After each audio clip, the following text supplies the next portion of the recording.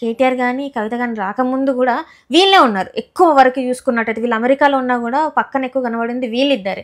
ఈరోజు మరి వాళ్ళనే దయ్యాలని సంబోధించింది వాళ్ళనే అనిపిస్తుంది. ఈరోజు చూస్తే అప్పుడు మనం 100 రోజుల వెనక్కి చూసుకుంటే ఎయిర్‌పోర్ట్‌లో మా నాన్న పక్కన దయ్యాలున్నారు అని చెప్పేసి అంటే మరి వీళ్ళనే అన్నట్టా? ఎవరినన్నట్టు? ఏంటంటారు అసలు?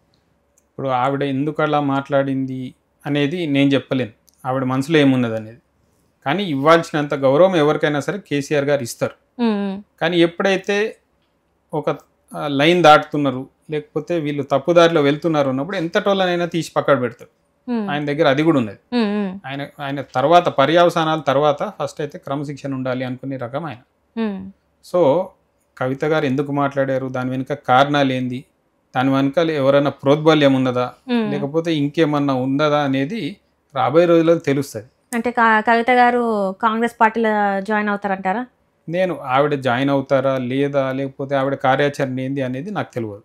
ఎందుకంటే నేను ఎప్పుడు కూడా అంత క్లోజ్గా ఆవిడతో సాన్నిహిత్యంగా మేము మెదిలింది లేదు.